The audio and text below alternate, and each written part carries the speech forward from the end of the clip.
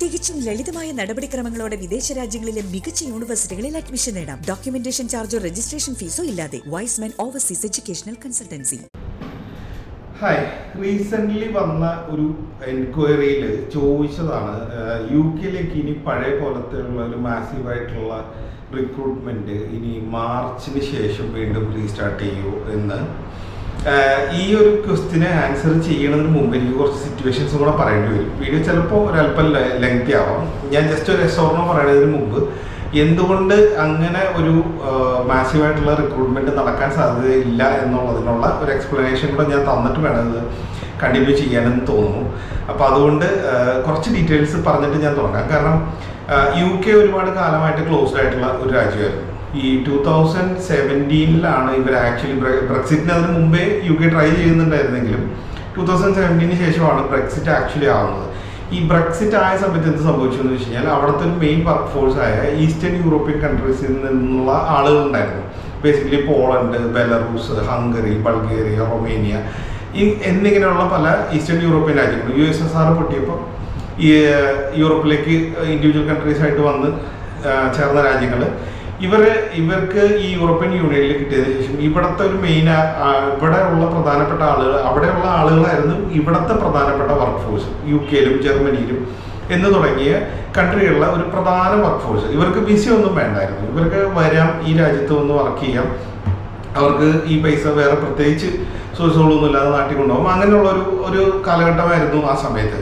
അപ്പോൾ അതിനുശേഷം ബ്രെക്സിറ്റ് ആയതിനു ശേഷം ഇവർക്ക് രണ്ട് ഓപ്ഷനായിരുന്നു. ഒന്നല്ലെങ്കിൽ യു കെയിലെ റെസിഡൻസ് എടുക്കുക, അല്ലെങ്കിൽ അവിടുത്തെ യൂറോപ്യൻ പാസ്പോർട്ട് ഹോൾഡ് ചെയ്യുക, എന്നിട്ട് ഇവിടെ ഒരു വർക്ക് വിസയിൽ നിൽക്കുക എന്നുള്ളതായിരുന്നു. അങ്ങനെ ഒരു സാഹചര്യം വന്നപ്പോൾ ഇവർ മെയിനായിട്ടും എല്ലാവരും അവരുടെ ഹോം കൺട്രിയിലേക്ക് തിരിച്ചു പോകുക, അല്ലെങ്കിൽ മറ്റുള്ള യൂറോപ്യൻ യൂണിയനിലുള്ള കൺട്രീസിലോട്ട് തിരിച്ചു പോകാനാണ് ഇവർ ഓപ്റ്റ് ചെയ്തത്. അങ്ങനെ ഓപ്റ്റ് ചെയ്ത സമയത്ത് യു കെയിൽ ഡ്രാസ്റ്റിക്കായിട്ട് വർക്ക് ഫോഴ്സിൻ്റെ എണ്ണം ഒരുപാട് കുറഞ്ഞു. അതാണ് ആക്ച്വലി അവർ കുറേ നിയമമാറ്റം കൊണ്ടുവരാൻ കാരണം. 2 years സ്റ്റേ ബാക്ക് കൊണ്ടുവന്നു, വർക്ക് വിസ കൂടുതൽ ലിബറലാക്കി. അതേപോലെ തന്നെ അവർ ക്ലോസ് ചെയ്ത്, പ്രത്യേകിച്ച് കെയർ പോലെയുള്ള പ്രൊഫഷനൊക്കെ ക്ലോസ് ചെയ്തിട്ട് വർഷങ്ങളായിരുന്നു. അതൊക്കെ അവർ വീണ്ടും 10-15 വർഷത്തിന് മുകളിൽ കെയർ വിസയൊക്കെ ക്ലോസ്ഡ് ആയിരുന്നു. അതൊക്കെ അവർ വീണ്ടും റീ ഓപ്പൺ ആക്കി കൊടുത്തു. കാരണം അവർക്ക് അത്ര മാസീവായിട്ടുള്ള റിക്വയർമെൻറ്റ് ഉണ്ടായിരുന്നു. അതുപോലെ തന്നെ ആ സമയത്ത് വന്ന് കൊറോണ വന്നു. അപ്പോൾ കൊറോണ വന്നപ്പോൾ ഇവരാകെ പ്രശ്നത്തിലായി. അപ്പോൾ ഇവരെന്ത് ചെയ്തു എന്ന് വെച്ച് കഴിഞ്ഞാൽ ഇവർ എത്രയും പെട്ടെന്ന് ആൾക്കാരെ ഈ ജോബ് വേക്കൻസിയിലേക്ക് ഫില്ല് ചെയ്യുക എന്നുള്ള ഉദ്ദേശത്തിൽ ഒരുപാട് സ്റ്റുഡൻറ്റ് വിസയും അതുപോലെ തന്നെ നമ്മളുടെ നാട്ടിൽ നിന്ന് ഒരുപാട് പേര് വർക്ക് വിസയിലൊക്കെ കയറി പോയിട്ടുണ്ട്. അപ്പം ഈ വർക്ക് വിസയിൽ കയറി പോയപ്പോൾ ഒരുപാട് ആളുകൾ ഇതിൽ വലിയ എക്സ്പീരിയൻസ് ഒന്നും ഇല്ലാത്ത, അത്രയും വലിയ ലാംഗ്വേജ് ഒന്നും അറിയാൻ പാടില്ലാത്ത, ഇതിൽ റിക്വയർഡ് ആയിട്ടുള്ള ക്വാളിഫിക്കേഷൻ ഇല്ലാത്ത, എക്സ്പീരിയൻസ് ഇല്ലാത്ത ഒരുപാട് ആളുകളും പല ഏജൻസികളിലും കയറിപ്പോയിട്ടുണ്ടായിരുന്നു. അപ്പോൾ ഒരു പരിധി കഴിഞ്ഞപ്പോൾ ഇവർക്ക് മനസ്സിലായി ഇവർ റിക്രൂട്ട് ചെയ്തിരിക്കുന്ന ആളുകൾ അത്ര ക്വാളിഫൈഡ് ആയിട്ടുള്ള, അല്ലെങ്കിൽ അത്രയും ലാംഗ്വേജ് വൈസ് അത്രയും ബെസ്റ്റ് ആയിട്ടുള്ള, അല്ലെങ്കിൽ എക്സ്പീരിയൻസ് വൈസ് അത്രയും ഇതുള്ള ആളുകളല്ല എന്നുള്ളത്. കാരണം റിസർച്ച് ഇവരെന്തായാലും ചെയ്യുമല്ലോ. അങ്ങനെ ചെയ്ത സമയത്ത് ഇവർക്ക് മനസ്സിലായി അപ്പോൾ ഇനി ഈ സിസ്റ്റം മുന്നോട്ട് കൊണ്ടുപോകാൻ പറ്റില്ല, ഇതിനൊരു കൺട്രോൾ വേണം എന്ന് ഇവർ തീരുമാനിച്ച സമയത്ത് ഇവർ ഈ വർക്ക് വിസയും കാര്യങ്ങളും അങ്ങനെയുള്ള കാര്യങ്ങളെല്ലാം ഇവർ സ്റ്റോപ്പ് ചെയ്യുകയാണ്. മറ്റുള്ള രാജ്യങ്ങളിൽ നിന്നുള്ള റിക്രൂട്ട്മെൻറ്റ് കംപ്ലീറ്റ് സ്റ്റോപ്പ് ചെയ്യും. അതിനുശേഷം ഇവരിപ്പോൾ മോണിറ്റർ ചെയ്തുകൊണ്ടിരിക്കുകയാണ് ഉള്ളതിൽ ഇനി എത്ര ആൾക്കാർ ആവശ്യമുണ്ട്, അത് എന്തെല്ലാം ക്വാളിഫിക്കേഷനിലുള്ള ആൾക്കാർ ആവശ്യമുണ്ട് എന്നുള്ള പല സ്റ്റഡീസ് നടത്തിയതിന് ശേഷം ഇപ്പം, കാരണം ആദ്യം ഒരു ആളെ കൊണ്ടുവരണമെങ്കിൽ ആ ഏജൻസി മാത്രം ഇൻ്റർവ്യൂ എടുത്ത് അവർ കൺവിൻസ്ഡ് ആണെങ്കിൽ അവർ പേപ്പർ കൊടുത്താൽ അവിടുന്ന് ഹോം ഓഫീസ് അപ്രൂവ് ചെയ്ത് ഇവർക്ക് വർക്ക് വിസ കൊടുത്ത് ഇവർക്ക് കയറി പോരാമായിരുന്നു. പക്ഷേ ഇനി മുതൽ എംബസി ഇൻ്റർവ്യൂവും കൂടെ മാൻഡേറ്ററി ആക്കിയിട്ടുണ്ട്. എന്ന് വെച്ചാൽ ഈ ഒരാൾ ആ വർക്ക് വിസയ്ക്ക് അപ്ലൈ ചെയ്യുമ്പോൾ എംപ്ലോയറിൻ്റെ ഇൻ്റർവ്യൂ കഴിഞ്ഞതിന് ശേഷം എംബസിയുടെ ഒരു ഇൻ്റർവ്യൂവും കൂടെ ഇവർ അറ്റൻഡ് ചെയ്ത് എംബസി കൺവിൻസ്ഡ് ആയതിനു ശേഷം മാത്രമേ ഇവർക്ക് ഒരു വർക്ക് വിസ കിട്ടാനുള്ള പോസിബിലിറ്റി ഇനി ആ രാജ്യത്തേക്ക് ഉള്ളൂ. ഒന്നാമത്തെ കാര്യം. ഇനി മാർച്ച് ഇൻടേക്കിലേക്കുള്ള റിക്രൂട്ട്മെൻറ്റിൻ്റെ കാര്യം. ആക്ച്വലി അവിടെ റിക്രൂട്ട്മെൻറ്റ് നടക്കുന്നുണ്ട്. പക്ഷേ അതിൻ്റെ ഒരു സ്ക്രീനിങ് പ്രോസസ്സ് എന്നുള്ളത് കുറേ കൂടെ ടഫായി. ഇപ്പം ഞാൻ ഈ പറഞ്ഞ പോലെ എംബസി ഇൻ്റർവ്യൂ, അതുപോലെ തന്നെ വരാൻ നിൽക്കുന്ന ആളുകൾ ആക്ച്വലി ശരിക്കും ക്വാളിഫൈഡ് ആയിട്ടുള്ള ആളുകളാണോ എന്നുള്ള സ്ക്രീനിങ് പ്രോസസ്സും അതിൻ്റെ ഡ്യൂറേഷനും വളരെ കൂടി. അല്ലാതെ UK ആക്ച്വലി പ്രോസസ്സിങ് അവിടുത്തെ റിക്രൂട്ട്മെൻറ്റ് സ്റ്റോപ്പ് ആയിട്ടില്ല എന്നുള്ളതാണ്. NHSലേക്കുള്ളത് സ്റ്റോപ്പ് ആയിട്ടുണ്ട്. സ്റ്റോപ്പ് എന്നല്ല, വളരെ സ്ലോ ആണ്, വളരെ സ്ലോ ആയിട്ടാണ് നടക്കുന്നത്.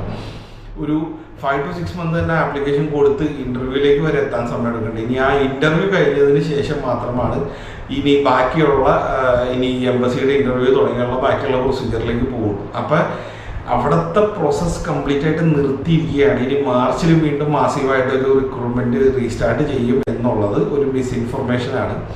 അതുപോലെ ഒരാളെൻ്റെ അടുത്ത് ചോദിക്കുകയുണ്ടായിരുന്നു, അവിടെ എംബസിയിൽ എന്തോ പ്രത്യേക കണക്ഷൻ വഴി ഏതോ ഒരു ഏജൻറ്റ് അവർക്ക് നേരത്തെ ഇൻ്റർവ്യൂ റെഡിയാക്കി കൊടുക്കാം എന്നൊക്കെ പറയണ്ടായിരുന്നു. അങ്ങനെ ഒന്നും നടക്കില്ല. കാരണം അവിടെ എംബസി എന്നല്ല, വേറൊരു രീതിയിലും ഇൻഫ്ലുവൻസ് ചെയ്യാൻ ആരെക്കൊണ്ടും പറ്റില്ല. ആസ് ഫാർ ആസ് നിങ്ങളുടെ ഡോക്യുമെൻറ്റ്സും നിങ്ങളുടെ എക്സ്പീരിയൻസും കാര്യങ്ങളെല്ലാം ജെന്യുവനാണ്, റിയലാണ് എന്നുണ്ടെങ്കിൽ it will take it's on time. പക്ഷെ അത് ഇറ്റ് വിൽ ഹാപ്പൻ. അല്ലാതെ എംബസി വഴി പ്രത്യേകിച്ച് നേരത്തെ അപ്പോയിൻമെൻറ്റ് എടുത്ത് കൊടുക്കാം, നേരത്തെ ഓഫർ ലെറ്റർ എടുത്ത് കൊടുക്കാം, നേരത്തെ വർക്ക് വിസ എടുത്ത് കൊടുക്കാം എന്നൊന്നും പറയുന്ന കാര്യം പോസിബിൾ അല്ല, പ്രാക്ടിക്കലി പോസിബിൾ അല്ല. അപ്പോൾ റിക്രൂട്ട്മെൻറ്റ് അവിടെ നടക്കുന്നുണ്ട്. പക്ഷേ ഇച്ചിരി സമയമെടുക്കും. നിങ്ങൾ അതിന് കുറച്ച് പേഷ്യൻ്റായിട്ട് വെയിറ്റ് ചെയ്ത് നിൽക്കുക.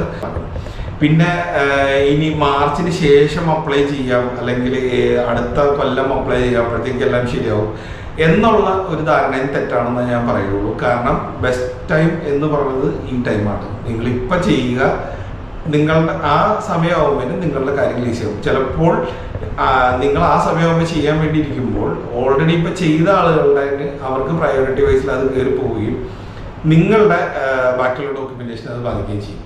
അപ്പോൾ best time is the right time right now. അത് ഇപ്പോഴേ ചെയ്തു വയ്ക്കുക. പിന്നെ മാർച്ചിലേക്ക് വലിയൊരു ഇൻടേക്ക് വരും, അല്ലെങ്കിൽ ഇനി ഒരു മാസീവായ റിക്രൂട്ട്മെൻറ്റ് അത് പ്രത്യേകിച്ച് ഒരു കൺട്രിയിലേക്ക് നടക്കാനുള്ള സാധ്യത വളരെ കുറവാണ്.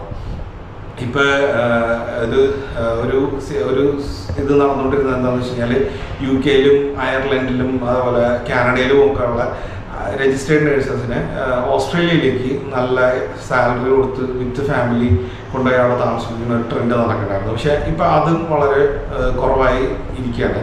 അപ്പം ഈ മൈഗ്രേഷനും വർക്ക് വിസ ഇതിങ്ങനെ റൊട്ടേറ്റ് ചെയ്തുകൊണ്ടിരിക്കുന്ന ഒരു പ്രോസസ്സാണ്. പക്ഷേ അപ്പം UK റിക്വയർമെൻറ്റ് ഉണ്ട്, അതുപോലെ തന്നെ അയർലൻഡിലും കാനഡയിലും ഒക്കെ റിക്വയർമെൻറ്റ് ഉണ്ട്. പക്ഷേ അവരുടെ ടോട്ടൽ പ്രോസസ്സ് അവർ സ്ലോ ഡൗൺ ചെയ്തേക്കാം. അപ്പം അങ്ങനെയുള്ള ഒരു കാര്യം നടക്കുന്നതുകൊണ്ട് മൊത്തത്തിൽ ഗ്ലോബലി ഒരു വർക്ക് ഫോഴ്സിൻ്റെ ഫ്ലോ വളരെ കുറവാണ്. പിന്നെ ഞാൻ പല വീഡിയോയിലും പറഞ്ഞ പോലെ തന്നെ ഇനി ഇലക്ഷനും കാര്യങ്ങളെല്ലാം എല്ലാ രാജ്യത്തെയും കഴിഞ്ഞതിന് ശേഷമാണ് അവരുടെ പുതിയ റിക്രൂട്ട്മെൻറ്റ് പോളിസീസ് എന്താണെന്നൊക്കെ അറിയാൻ പറ്റുള്ളൂ. അതിനുശേഷമാണ് നമുക്ക് ഇതിലൊക്കെ എന്തെങ്കിലും ഒരു ഫ്ലോ പ്രതീക്ഷിക്കാൻ പറ്റുള്ളൂ.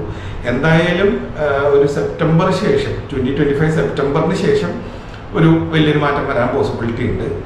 അതല്ലാതെ ആരെങ്കിലും നിങ്ങൾക്ക് നേരത്തെ എടുത്തു തരാം, അല്ലെങ്കിൽ ഇനി ഇതിന് ശേഷം വലിയ റിക്രൂട്ട്മെൻറ്റ് വരണമെന്നൊക്കെ പറഞ്ഞതിൽ നിങ്ങൾ അത്ര ഒരു വിശ്വാസം സമർപ്പിക്കാണ്ടിരിക്കണമായിരിക്കും നല്ലത്. അപ്പം വേറെ എന്തെങ്കിലും കാര്യങ്ങൾ അറിയാനുണ്ടെങ്കിൽ, അതേപോലെ എഡ്യൂക്കേഷൻ റിലേറ്റഡ് ആയിട്ടുള്ള കാര്യങ്ങൾ അറിയാനുണ്ടെങ്കിൽ കോൺടാക്ട് ചെയ്യുക. Thanks for watching. മറ്റൊരു വീഡിയോ വീണ്ടും കാണാം. അതുപോലെ വീഡിയോസ് ഇഷ്ടപ്പെടുന്നുണ്ടെങ്കിൽ ഒന്ന് ലൈക്ക് തരിക, അതേപോലെ ചാനൽ ഒന്ന് സബ്സ്ക്രൈബ് ചെയ്യാനായിട്ട് കൺസിഡർ ചെയ്യുക. So thanks for watching. മറ്റൊരു വീഡിയോ വീണ്ടും കാണാം.